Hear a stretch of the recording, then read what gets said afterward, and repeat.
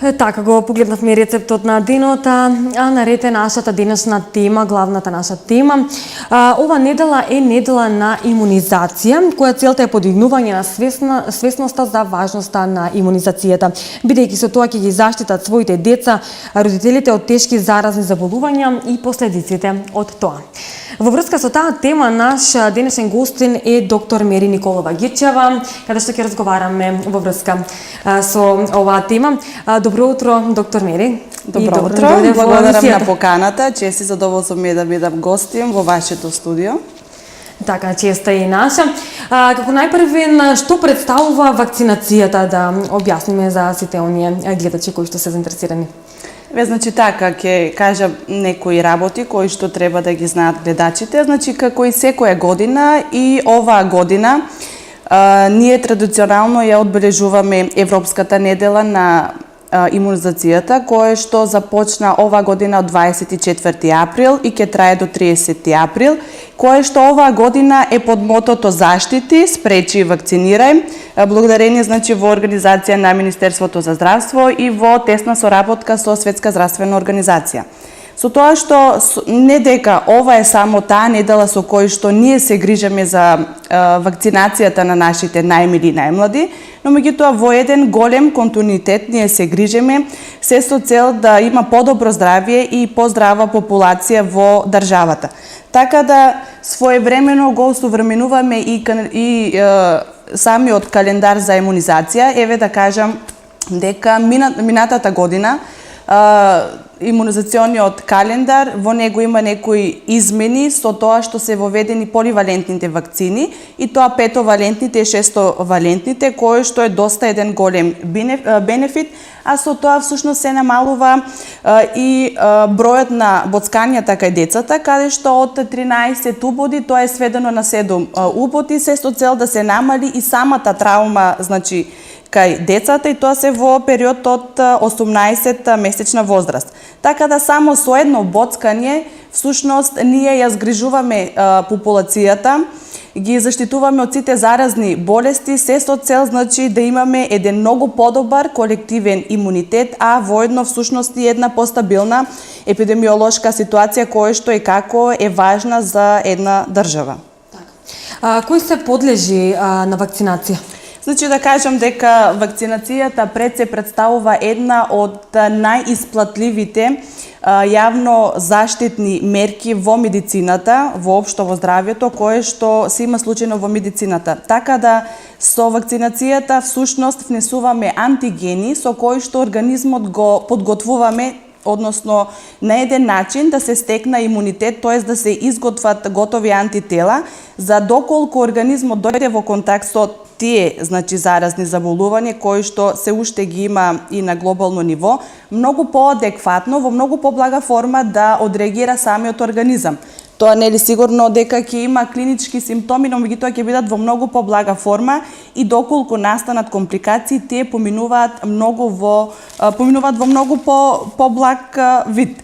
Така само да кажем за вакцинацијата во Македонија, таа првата вакцинација воведена 1948 година, вакцинацијата која што е против туберкулоза. До 1960 година вакцинацијата во нашата држава се одвивала на кампањски начин, а после 1960 година е воведена како редовна имунизација, со кој што всушност го имаме согласно и Законот за здравствена заштита, секоја година се изготвува и имунизациониот календар, кој што законска обврска е кај сите граѓани да го спроведуваат. Така, каде се изведува вакцинацијата? Сега само да кажеме дека под вакцинација подлежуваат, значи, сите популации, почнувајќи од најмладата возраст, од 0 до 18 години, како и повозрастната популација. Значи, таква наречена задолжителна вакцинација и незадолжителна, која што е по епидемиолошки индикации. Задолжителната, рековме, тоа е под надзор на имунизациониот календар, и овде е задолжителна, и меѓутоа незадолжителната, која што по епидемиолошка индикација, еве, например, кај нас сезоната, зимата, кога е грипот, вакцинацијата е по епидемиолошка индикација и верувајте дека многу поголем резултат има, значи луѓето ако го фатаат грипот ја минуваат на многу полесна форма, да не кажеме нели народско кажано од нога. Исто под ова незадолжителна имунизациона, значи примање на вакцините спаѓаат и луѓето кои што патуваат во некои држави. Има земји каде што значи во нивен престој мора задолжително да ја прима таа вакцина. Еве тоа е значи задолжителната и незадолжителната вакцинација, каде што сите подлежат на еден вид вакцини. Вакцинациите значи може да се изведуваат во сите вакциони пунктови низ државата. Овде спаѓаат здравствените домови, како и ние центрите за јавно здравје.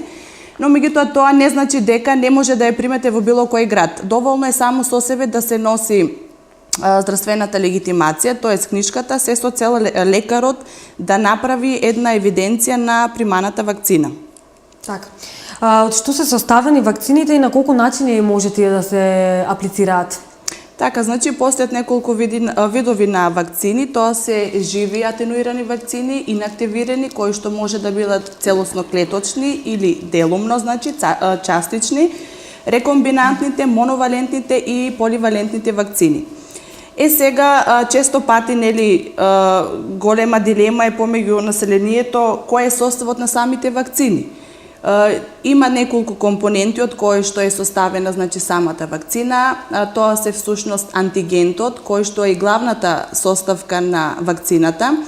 Тука се стабилизаторите, адјувансите и конзервансите. Антигенот е всушност тој дел од микроорганизмот, дали тоа е бактерија или вирус кој всушност го внесуваме во нашиот организам, се со цел да обезбеди организмот да изготви готови антитела, за кога нели рековме во контакт би дошол организмот со таа болест, во многу поблага форма би се пројавило. Стабилизаторите тоа се значи супстанции кои што овозможуваат за постабилност на самата вакцина, бидејќи некои од вакцините се термолабилни, нели, па затоа значи имало и случаи кога е неправилно била чувана соодветната вакцина и нели после тоа несаканите компликации кои што се јавуваат. Адјувансите тоа се исто така главен состав од вакцините кои што ја подпомагаат вакцината, се со цел дали да го забават, дали да го нели стимулираат формирањето на имуниот одговор.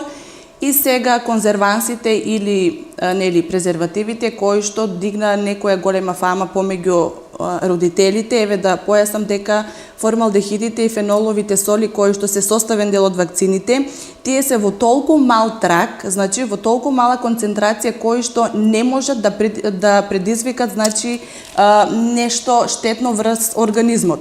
А и во краишта, значи знаеме дека производството на вакцините се следи по најригорозни стандарди, под најголема контрола и не може и тоа нели се под надзор на светски тимови на научници кои што се специјалисти и едукатори нели во своите области и не дозволуваат такви несакани дејства, односно нешто да има во вакцините кои што би штетело на населението или да немаме здрава популација. Знаеме дека една движечка сила на секоја држава, на секоја земја е пред се здравата популација.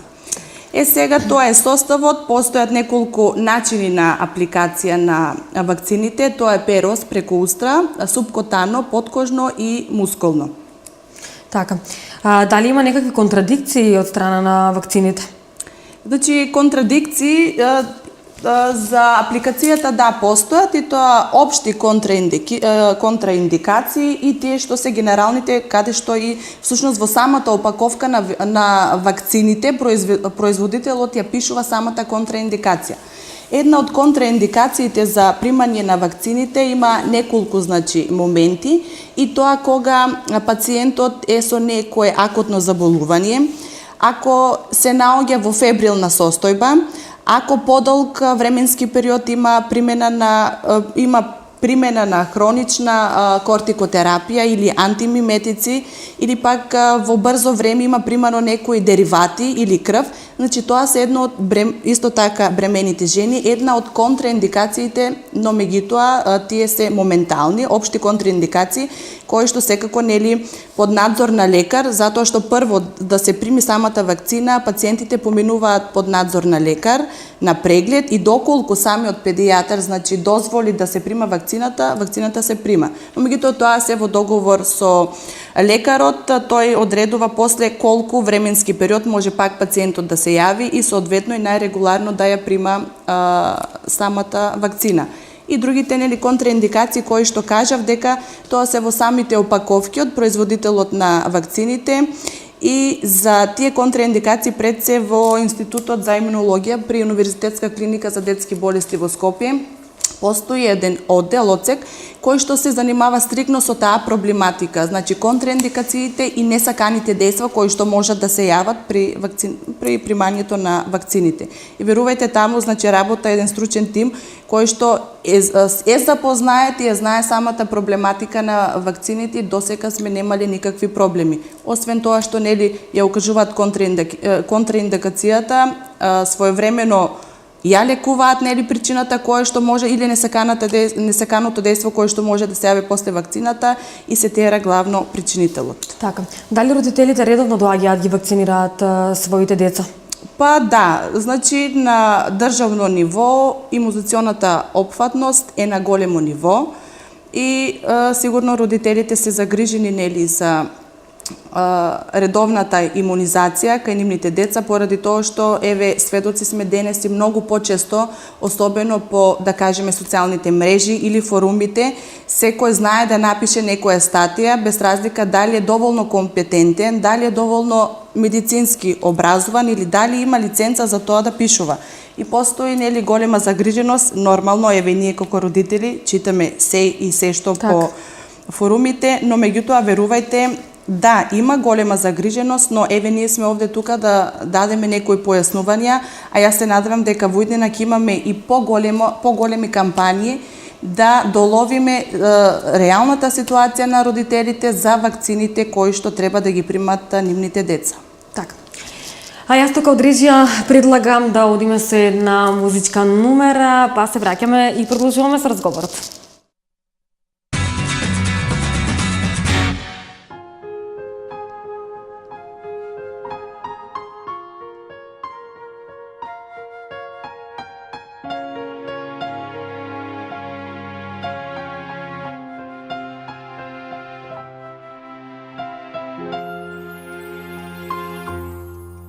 Чувај ме, кога денот ке ме свие. Пази ме, кога мракот ке ме сокрие. Тоа го барам, со тебе го најдов. Единствено ми беше сонце, но сонце ти ми скри. Кажи ми, кажи небо, моје сино. Кажи ми, каде сонце ми се скрило. Зад кои врвови, во кое море. Па сега негде оттаму ми праќа само зрак. Не враќај спомени, солзи исплакани. Не враќај ги ноќите, долги неспиени. Не враќај ја надежда, болка во срцето. Едно ти врати ми го сонцето.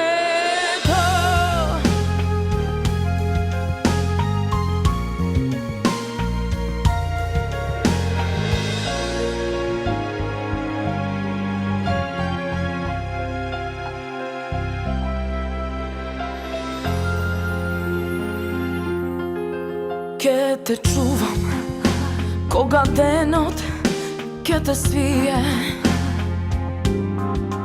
ке те пазам, кога мракот ке те сокрие.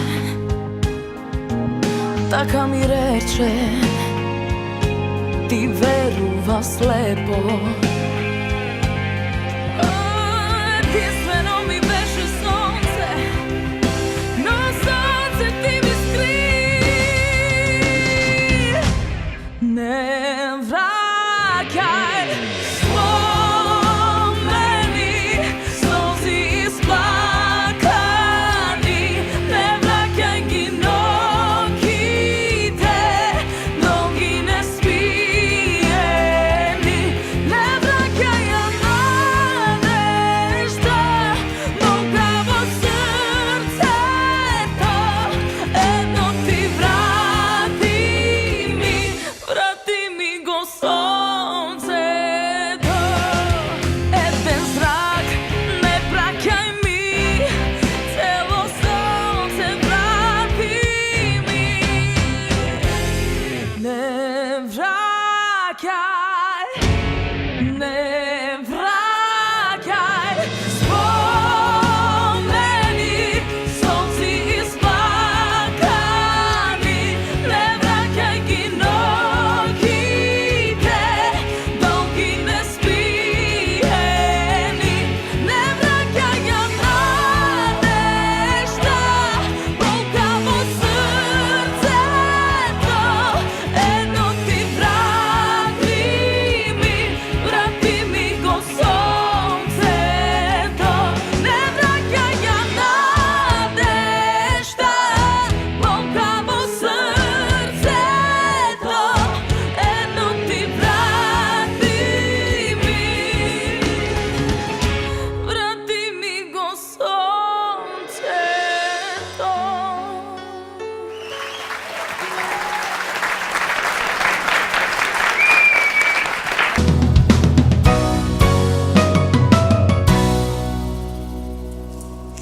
И ете сме назад во студиото, почитувани гледачи, со нашата гостинка доктор Мери Николова Гичева. Значи, како што спомнавме и на самиот почеток од разговорот, од 24 до 30 април е недела на имунизација и токму тоа е и нашата денешна тема во врска нели со вакцинирањето. Доктор, ке каже ни дали од вашето искуство досега сте имали случаеви дека некои дечиња да се појават некои несакани реакции при вакцинирањето? Еве само да кажем, нели, кажавме дека од 24 април до 30 април е Европската недела на имунизација.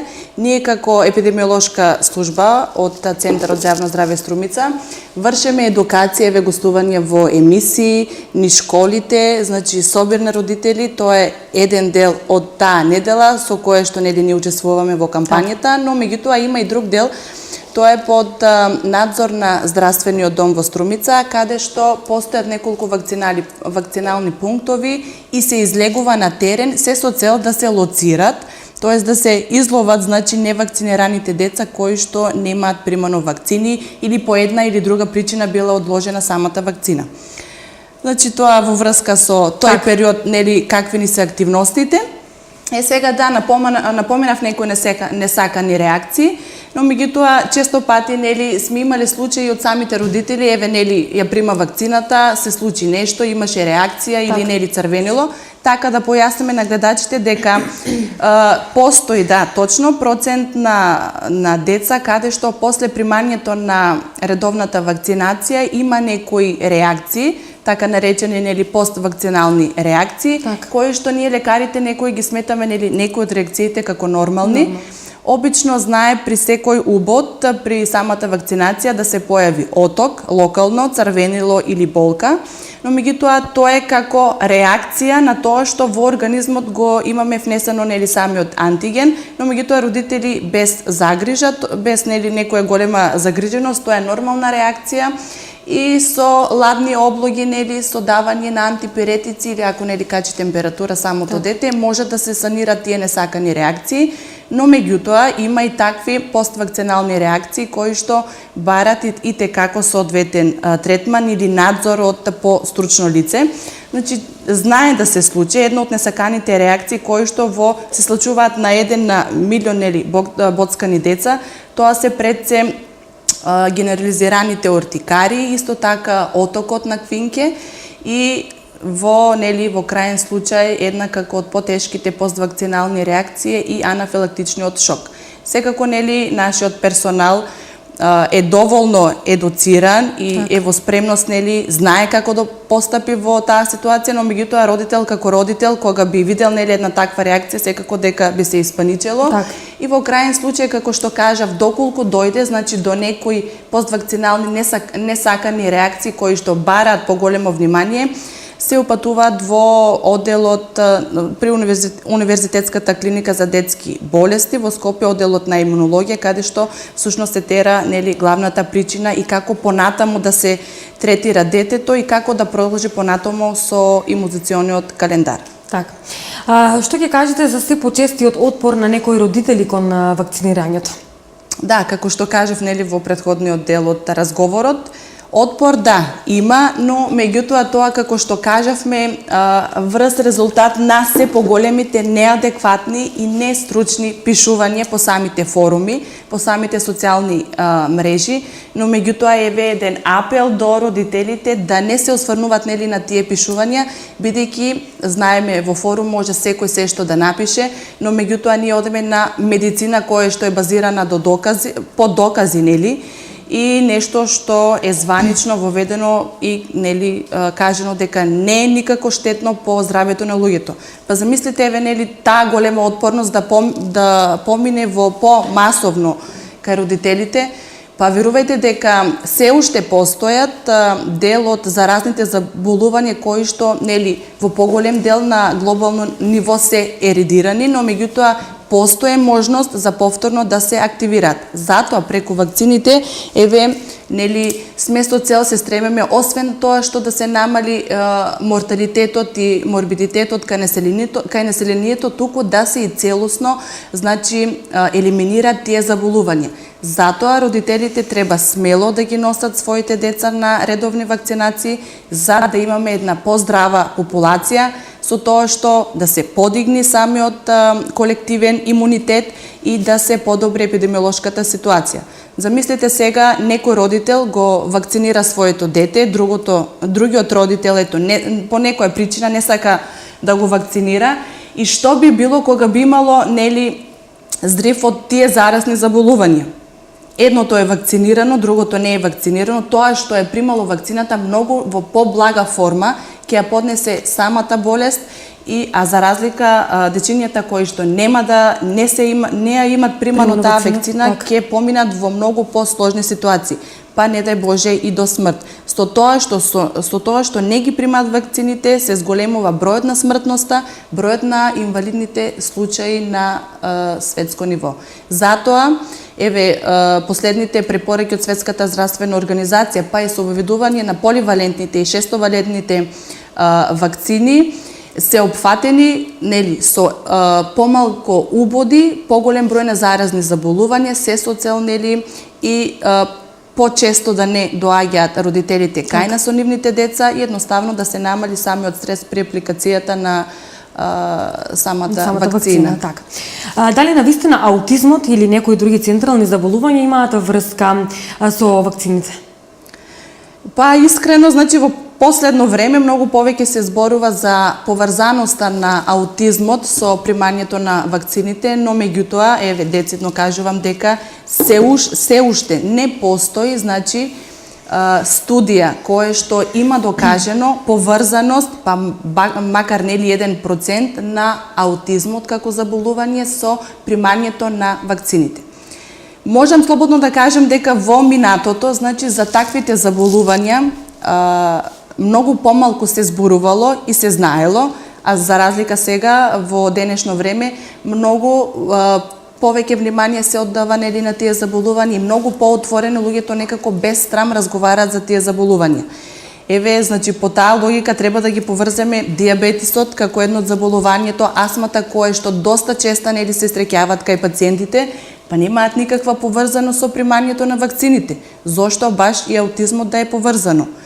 Но, еве ќе кажам, благодарение на тие неофицијални форуми, пишањето по социјалните мрежи, поголем број од родителите Заплашуваат заплашуваат да бидуваат во заблуда и едноставно нели сме имале ситуација, еве докторки што да се направи, дали да се прима вакцината или не. Слободно, еве ние сме родители и јас сум родител, па редовно ги примаме сите вакцинации, се со цел нели да спречиме. Затоа е мотото е заштити, спречи, вакцинирај. Подобро да се спречи отколку да се лечи.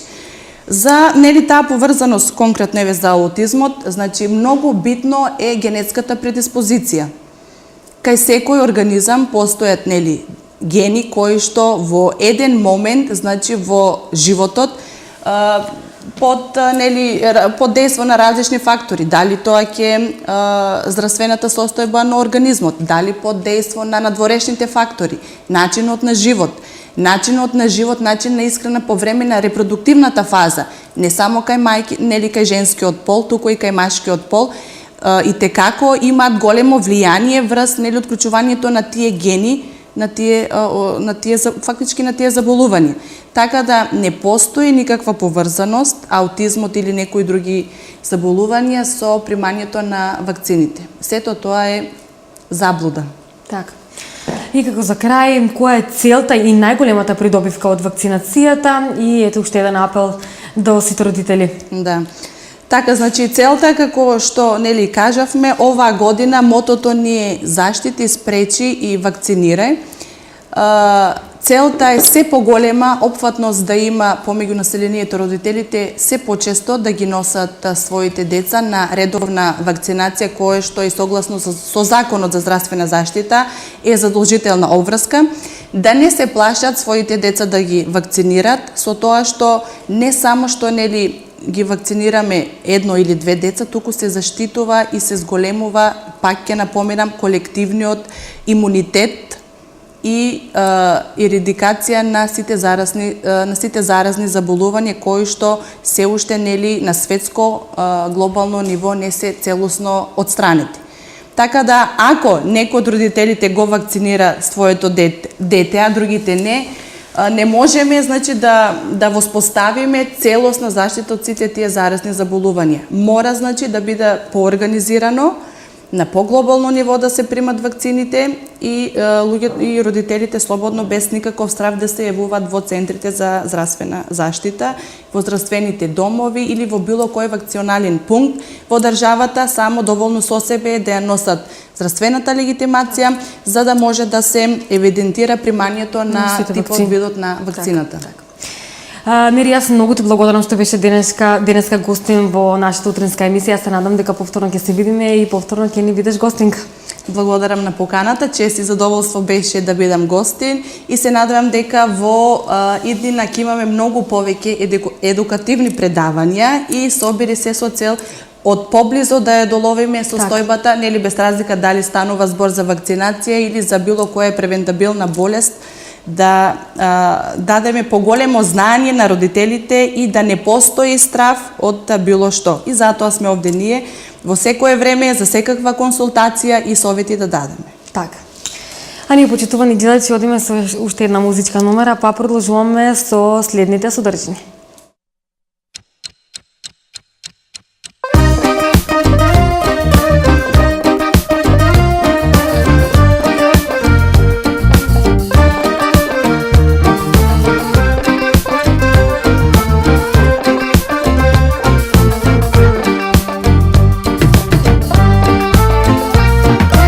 Имаше денови празни и веселни без тебе.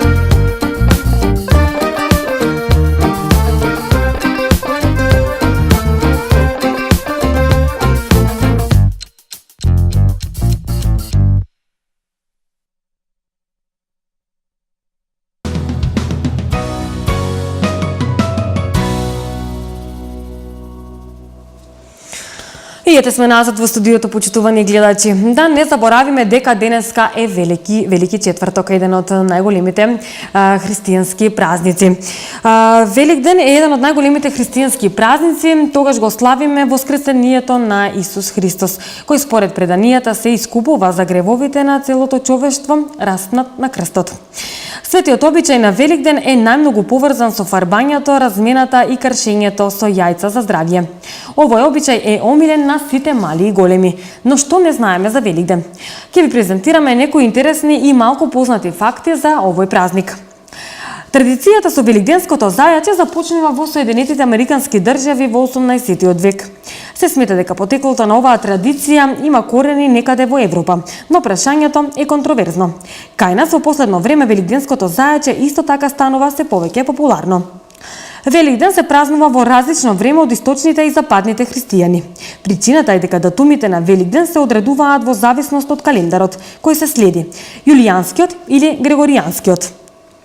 Белиот крим е символ на воскресението во многу земји во светот. Чоколадните бомбони во форма на јајца за прв пат биле создадени во Северна Америка во времето на граѓанската војна. Овие бомбони биле испраќани на војниците кои биле далеку од нивните семејства. Традиционалното бојадисување на јајцата се нарекува вапсување. Бојадисувањето своевремено се правело со бои од природни материјали, например црвена боја од црвено цвекло. Латинското име на Великден Истер потекнува од името на англосаксонската божица Истер, која го символизира почетокот на животот, со што се поврзани јајцата. Размената на јајца за Великден датира како пролетен обичај во кој јајцата се јавуваат како символ на реинкарнација и плодноста во многу култури. Во некои од англосаксонските култури, каде перекот е традиционален појадок, тој се поврзува и со Великден, поради извртеното тесто во средината, потсетник на скрстените раце за молитва. За американците Великден е вториот празник по консумирање на сладки по денот на вештерките. Христијаните вложуваат посебна смисла во великденските јајца. Тие символизираат радост, веселба, нов живот и воскресение. Великден е најстариот и најзначаен празник во христијанскиот календар. Тој се празнува 3 дена по вистинската смрт на Христос. Почитувани гледачи, нарете и нашата рубрика Доза хумор за убав ден, да се малку насмееме. И тука некаде сме при крајот на ова издание на Утрински пулс.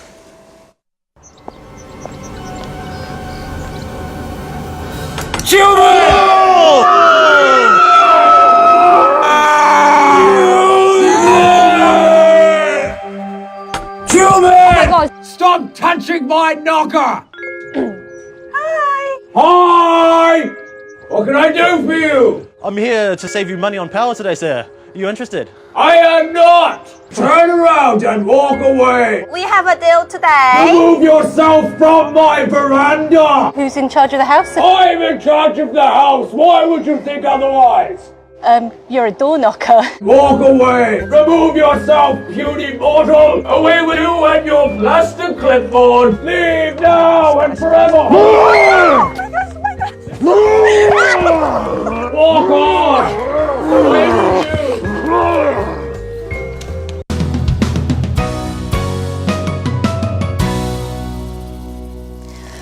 И ете сме назад во студиото, почитувани гледачи, со нашата последна рубрика за ова утро, убава мисла за убав ден. Карактерот е како мирисот, тугиот ни смета, а својот не го осеќаме. Образованието е процес на живот, а не подготовка за иден начин на живот. Малку знаење го прави човек горделив, а многу знаење го прави скромен. Силата не доаѓа од физичкиот капацитет, туку од непобедливата волја. Ако можеш да гледаш на минатото без жал, а на иднината без страф, тогаш си на вистинскиот пат. Почитувани гледачи, ова беше се што ви подготвивме за во денешното издание на утринската емисија Утрински пулс. Јас се надевам дека бевме интересни и успеавме да го задржиме вашето внимание. Се гледаме наредната недела со нови информации, нови содржини и секако нови гости. До тогаш пријатно и имајте убави празници.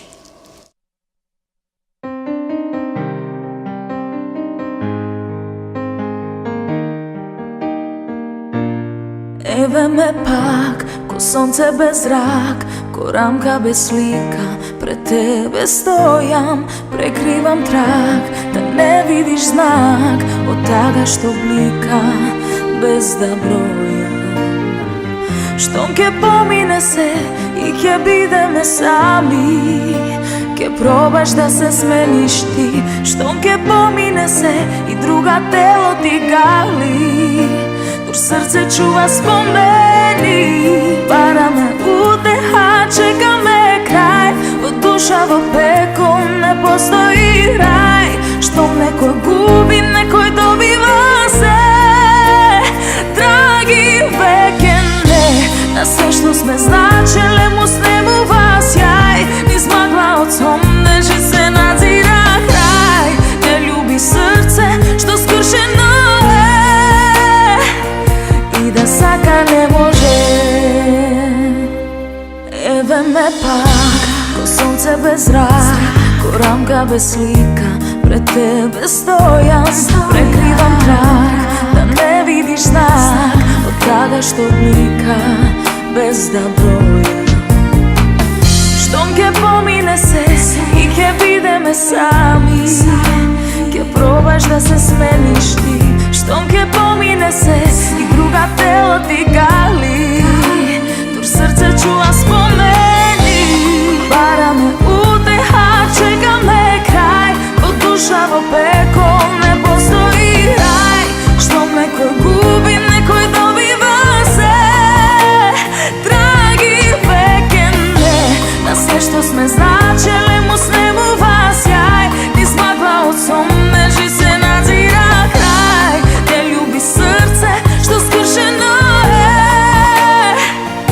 и да сака не може.